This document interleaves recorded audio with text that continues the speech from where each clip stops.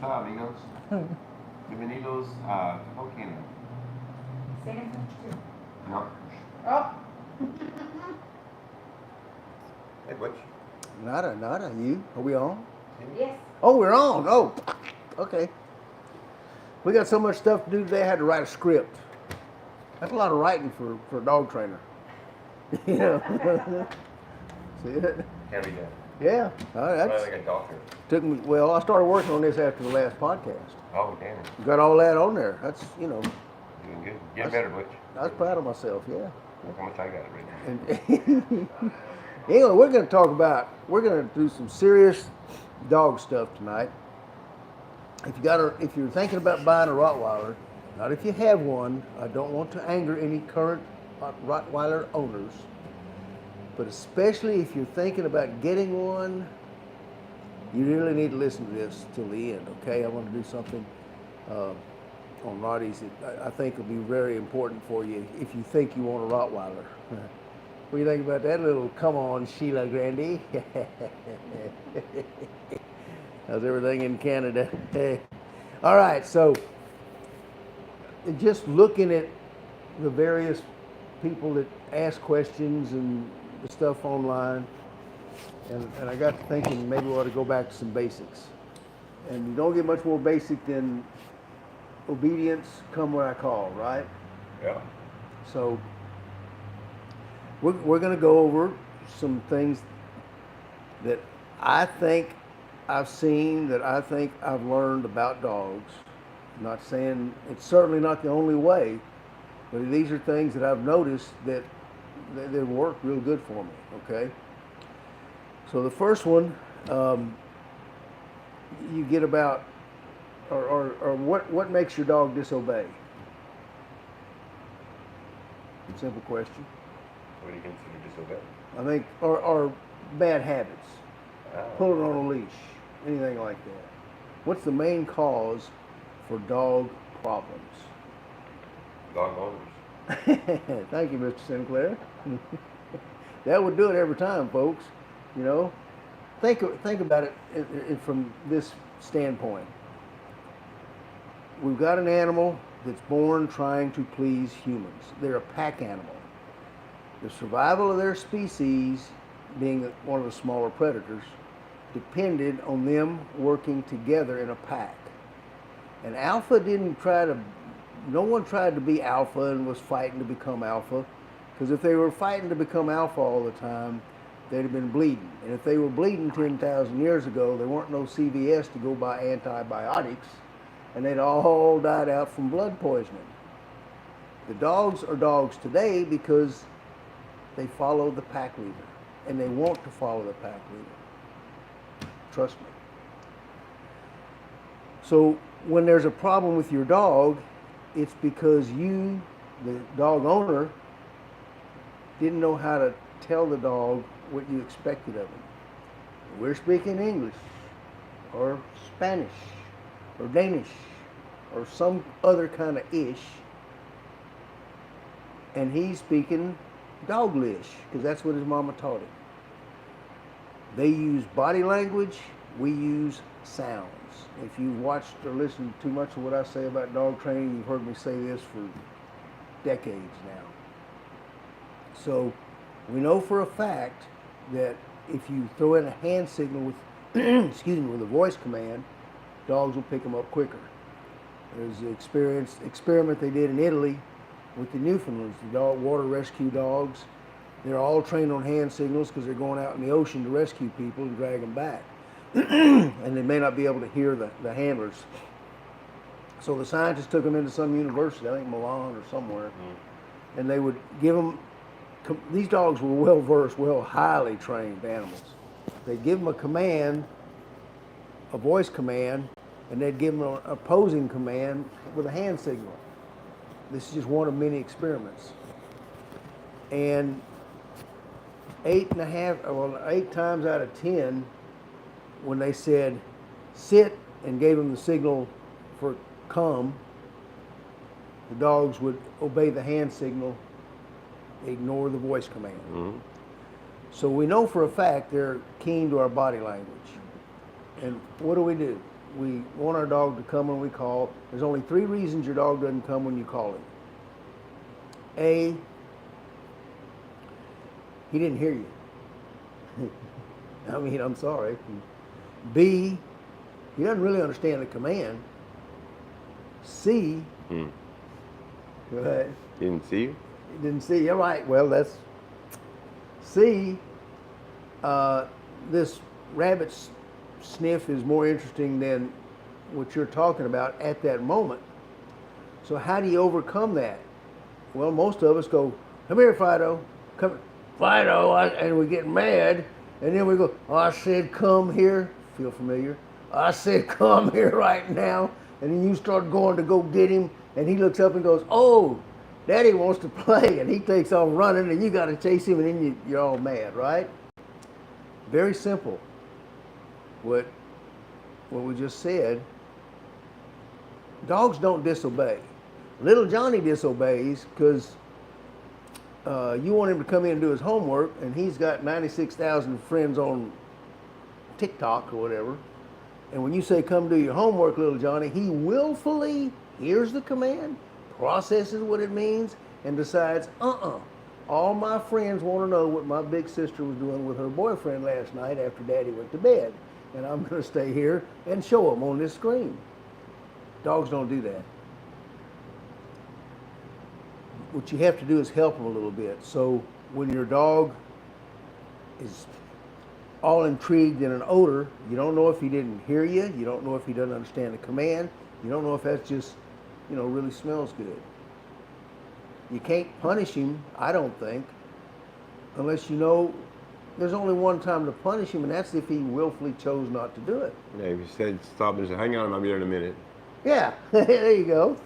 Just give him a couple of seconds.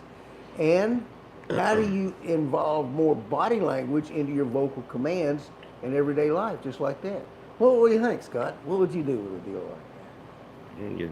So you're saying the dogs are more, they're not vocal, right? They're more No, not as commands, hand signals. Right. So he's got to see the damn hand signals. You got to get his attention first, don't you? I think so. Oh, okay. Can't see a hand signal if he ain't looking at you. So when I grew up back in the 1830s, Mr. Johnston, all them coonhound men and hog dog men, they always told me, if a dog's looking at you when you give it a command, it will always follow the command. Mm-hmm. And I'm talking, y'all you think you see people online that are doing old school dog training. I'm old. And those people were older. And their dogs were amazing. And it worked. So, your dog's out here, you need to do something to get him to come to you. Clap your hands. Make some sudden noise he's never heard. If he's just busy sniffing, give him the benefit of the doubt. He knows the command, he knows what it means. He's just into something. And if you wait a few minutes, he's probably going to look up and say, were you calling me? Are you still here? Yeah, are you still here? Yeah. Clap your hands. If you blow a silent whistle, you solve the problem all the time. Because when they hear that whistle, they always look. Always look. Always. And all you do, when they look at you, you say, come here, Saskatchewan, whatever. And you just use body language. Just turn, like a timber wolf pack leader would do, leading the pack, and start walking. The dog will come to you. This is true. Every time. Every time. So, what do you do about, let's raise a pup. I'm going to tell you some stuff I know you've never heard before. The most accomplished dog trainer I know I've ever run across is a gentleman out of Denmark named Thomas Raun. I can't say his name in Danish. We call him Thomas Raven, but Thomas Raun. Now, I'm going to tell you a little bit of, you're going to go, wow, how would anybody raise a dog like that? That's impossible. I never, that's terrible. I wouldn't do that. So let me preface this with a few credentials for Mr. Raven. First off, he's was one of the head trainers for the combat dogs in the canine division of the Danish military. He started off from the bottom up as a dog trainer in the Danish dog training school. They train their own dogs in their military. He then took over or jumped in, added more work to it because they raise and breed their own dogs. He was taking puppies home and raising them for their first year. So he got to work with a lot of dogs. By the time I met him, he had already attained the highest obedience score, Schutzen score in the country of Denmark in competition. By the time we were through with our rather regular get-togethers, he had competed on the international world stage in Schutzen, placing, French ring, placing. Went to his first French ring for Malinois 3 weeks after somebody showed him the routine. He placed second. He was the military world championships that are military only, invitation only. They're given every 2 years. He was one of the few people at that time to place 2 years or 2 trials with 2 different dogs that he raised and trained himself. Canine Pro Sports champion. So now you got an idea what I'm talking about. This man's played around dogs. He had a new dog named Aaron. Thomas does not want to correct a dog first year of its life. For nothing. Nothing. Now, he puts them through all their obedience paces as the pups are growing up. He works with them regularly, consistently, every day. All positive for their tug, their ball, their treat. He never says their name without acknowledging when they look at him, which is getting dogs to look at you, like Scott just said, when you want them to do something. He does all these steps, but he never ever, the first year of a pup's life, he never ever corrects them. Here's how far he goes with it. When the first time I met Aaron, he was about an 8-month-old Mal, big Mal. And Thomas in his house, I'm sitting, he's a little chef, hobby cooker. Him and his wife Elizabeth were in the kitchen cooking up something for supper. I was being a lazy American and watching TV, sitting on the couch watching TV. Aaron comes in, jumps up on the couch, walks up to me. I go, "Hey, buddy," and I reach over to pet him, and he just kind of backed off. Oh, okay, be that way, I'm watching the TV, and he walks up and he bumps me with his nose. And I went, "Yeah, good boy." And I reached over to kind of pet him under, and he backed off. "Okay, you backside you." I'm watching the TV, and he starts nudging my shoulder like this, and I just moved over a little bit. I started watching the TV, just determined I ain't getting out of the way for this dog.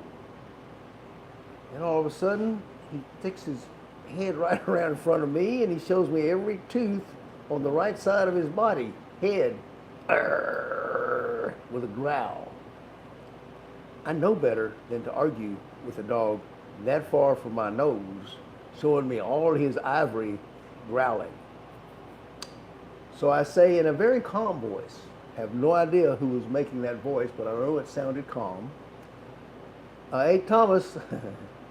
"Thomas, yes, Booch.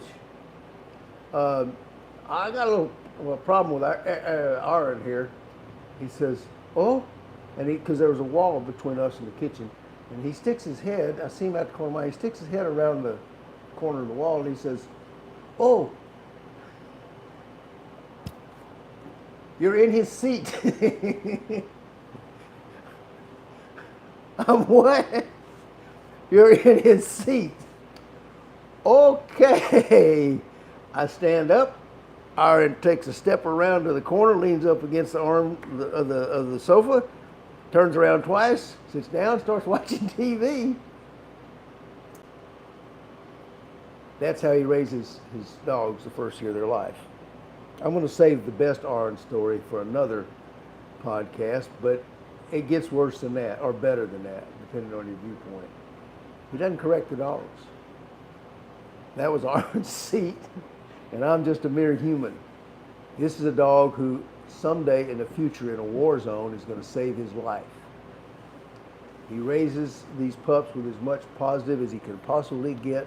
Now, before you say, "Oh, well, I wouldn't," my dog better do it because he loves me, and I'm going to bang him, and for all you machos out there, let me tell you the other side of the story. When they turn a year old, Thomas takes them out and puts them through their obedience paces, where there's 1,000 distractions. And the first time that dog takes more than a quarter of a second to respond to that command, oh, it's come to Jesus meet. I mean, it's serious. The dog learns, Daddy said it, I'll do it. And I knew Thomas through 3 dogs, and I never heard him speak above this tone I'm doing right now. And I never, ever saw him not have a dog that responded that quick. So, again, dogs are born trying to please humans. The problem comes in, I believe, with our communication. We don't give them enough credit for wanting to please us, because we've been told that you got to be alpha, you got to be this, you got to be that. So there's my little thing. Mm-hmm. You want to add something to that one, or you want to go to number 3? Go on. All right. I Got got to read my own writing. That's what I said. So. But the key word that you used when you said Thomas was doing his training glitch, Mm-hmm. consistency. Oh yeah. Consistent. Be consistent. Don't let him get away with it. Be consistent. Praise him. I mean, I try to explain that to anyone and everyone that I've trained, all of their wonderful, wonderful dogs. You have to be consistent. Yeah, that's a trained dog, a trained horse, a trained tiger. I don't care what. Trained is a function or factor of proper repetitions. If Scott pulls up here every day, gets out of his truck and says, "Hey, Butch," and I go, "Hey, Scott," and I punch him in the shoulder, which I wouldn't do. I'm not saying that, don't you? I wouldn't do that, Scott. This is just a story, okay? I know. Okay, so he gets out of his truck on Monday, and I go, "Hey, Scott," and after about Sunday or the next Monday, he'll step out of the truck, start walking up, and I'll go, "Hey, Scott," and he will flinch. Mm-hmm. He just got trained. Simple as that. Mm-hmm. So the same thing applies to getting your dog to do something.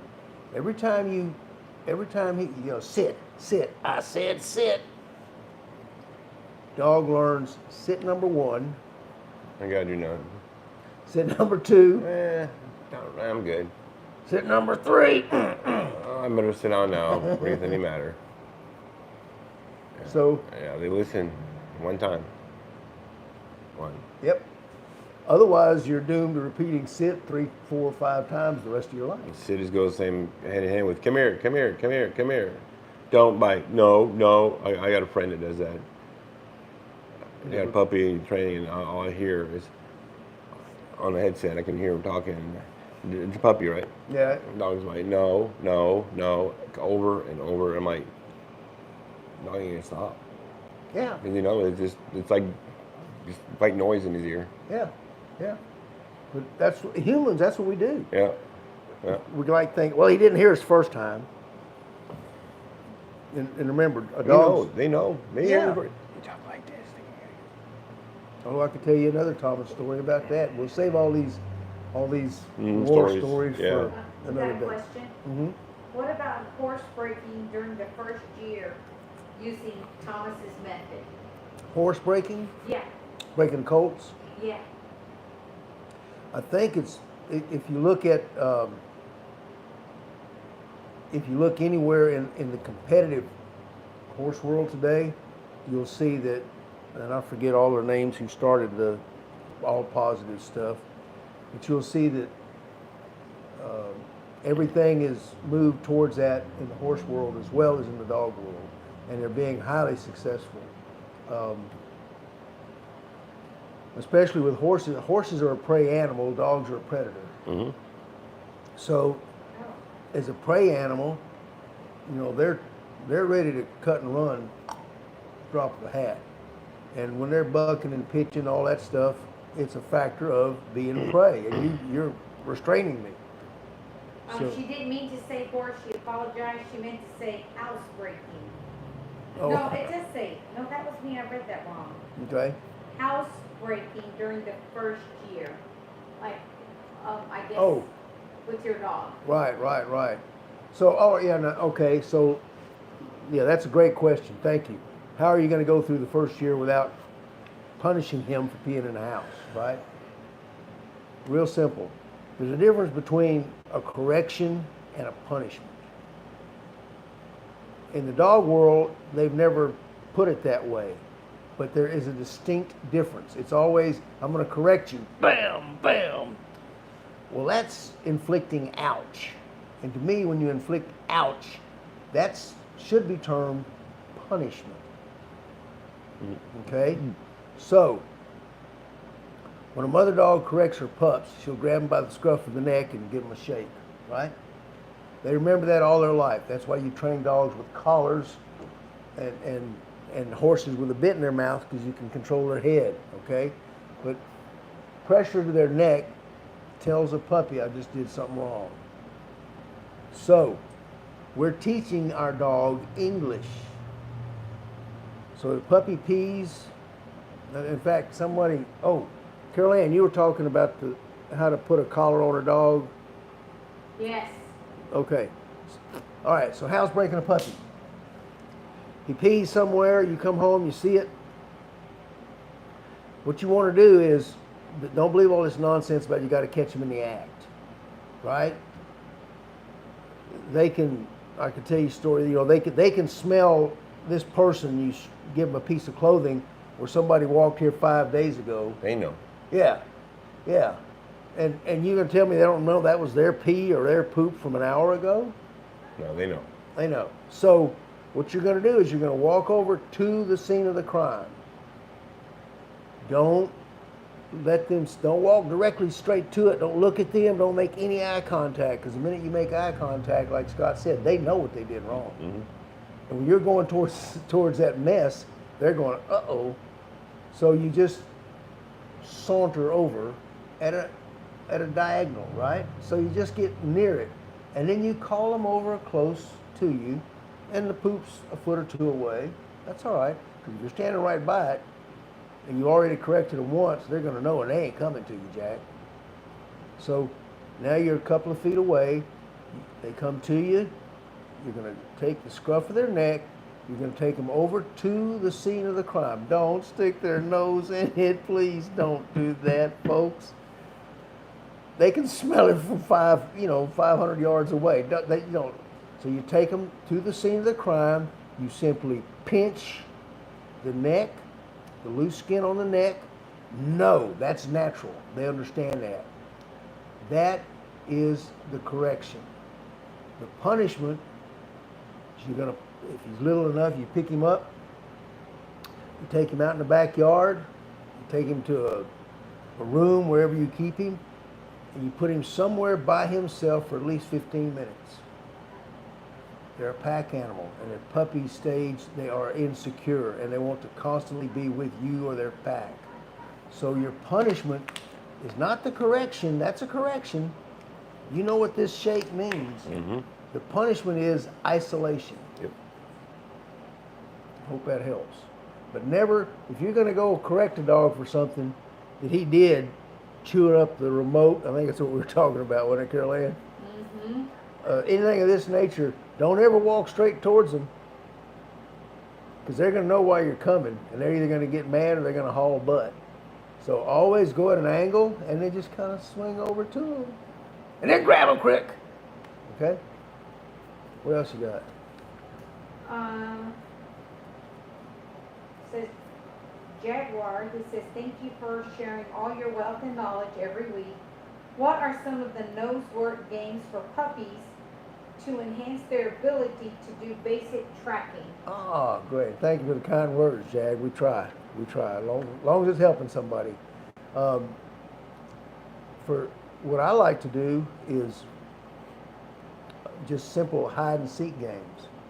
But one of the first thing you're going to start doing when you're starting to track, you're going to point a dog here, right? I teach a dog to follow my hand as a puppy. I use 99-cent hot dog. It's got an odor. They can follow the odor. Shows them the path I want them to. So I'll slice them up nickel thick.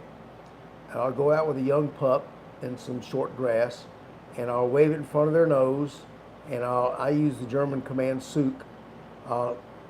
When they're following that hot dog, I'll go "Suk," and I'll throw it out and point with my finger just like this. And I'll do this bending over. Then I'll stand up and do it from higher and higher until whenever I do that, they'll start going, huh? And they'll look. One of the mini games you can play is in your own living room. Get the tug that they like the best. Give them a little excitement. Get them all excited. Maybe let them chew on it for a second. Then turn around and stick it under a cushion of the couch. I never start a game without a command. If it's going to be a protection dog, I'll say pocking, alert, whatever the attack command might be. So I can get them excited with that command. If it's going to be tracking, you may want to do the German command "Suk." Show on the tug, "Suk, Suk, Suk." Go stick it under the sofa, right? And then go over to the deal, get them all excited and say "Suk, Suk," pat your couch until they get, ooh, there's my tug underneath right there. Basically what you're going to do, I'm using Scott's word there, basically. What you're going to do is you're going to get them something that they want and hide it. You can take a ball that they like to play with, throw it, tell them "Suk," let them go get it.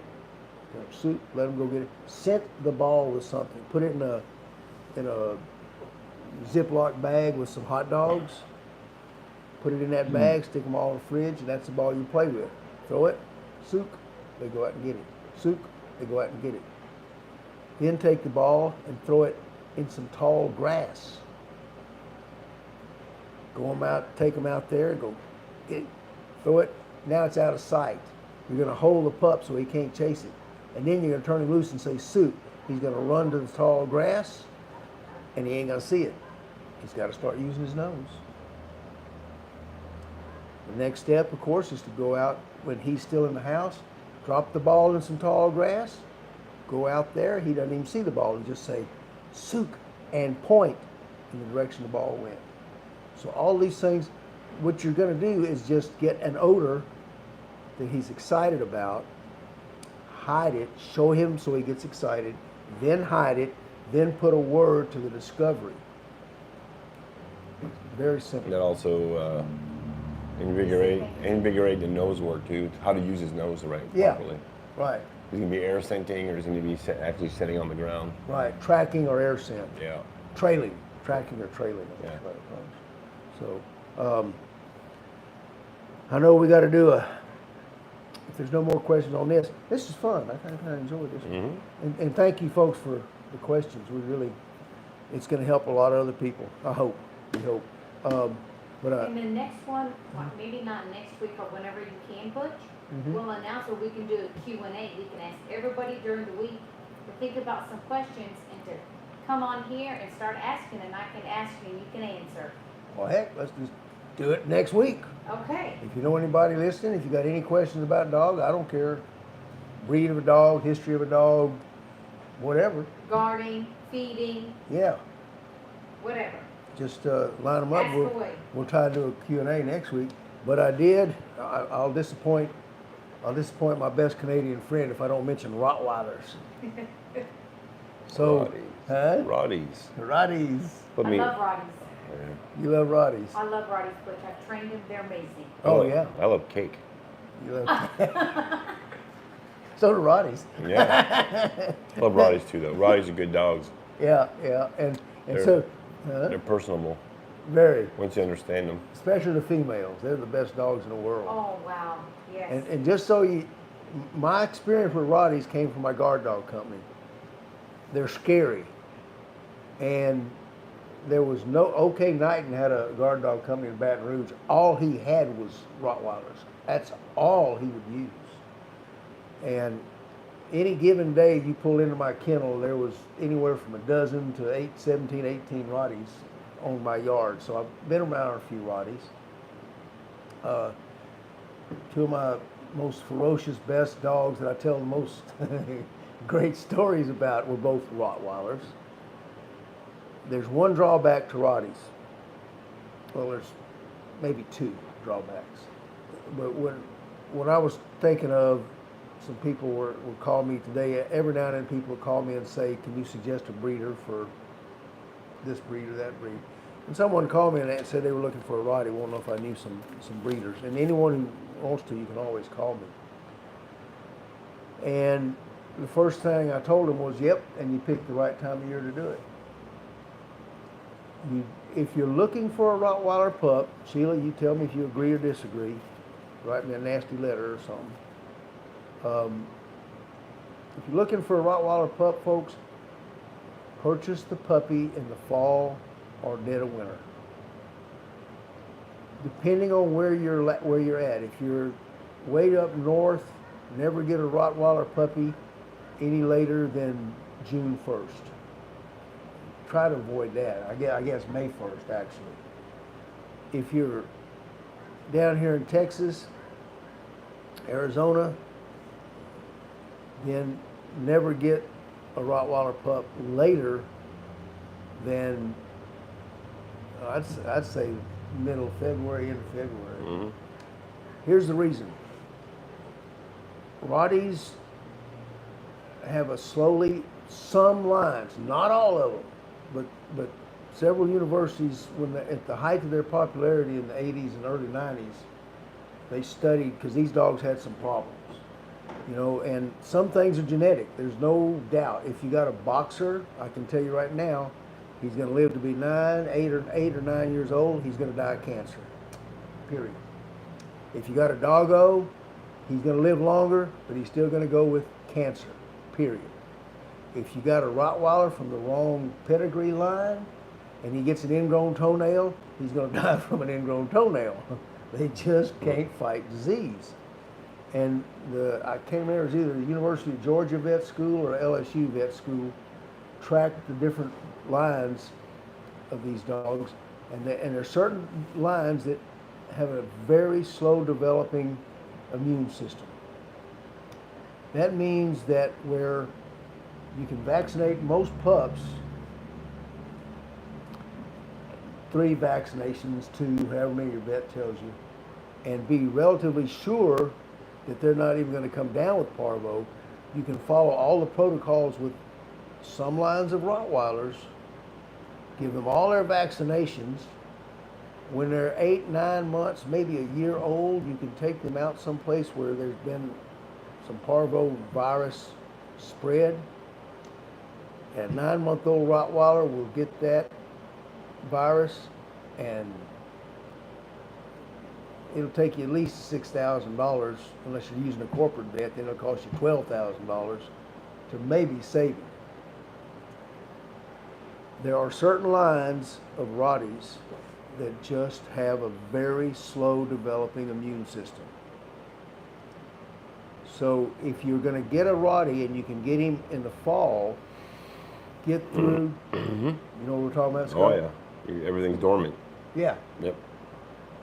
Those dormant months for bacteria, for viruses, then when he's a year old and his immune system's really kicked in, you know you're going to have a dog with you for the rest of your life. So, other than that, that's all I wanted, because these people, it just dawned on me. A lot of people don't know that about the Rottweiler. amazing dogs. When you talk about family dogs, now male Rotties, they can cop an attitude more than most dogs. Female Rotties, if you got a family and you want a family dog, golden retriever or female Rottweilers, best in the world. Best in the world. So there's my Rottweiler news. I hope that helps somebody in the future get your pups early in the fall. If you get them later, please check with your vet. Follow that protocol to the letter. Avoid exposure. I agree. Yeah, this is true. And I guess we'll try a Q&A next week. We'll.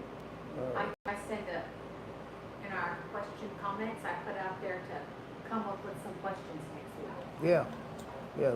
Please come up with some questions I can't answer. So, people think dogs aren't smart, but dogs can understand English, and I can understand a dog's bark. So that'll tell you a story there, won't it? It's all about the dogs, people. We'll see you next week. Hey, folks.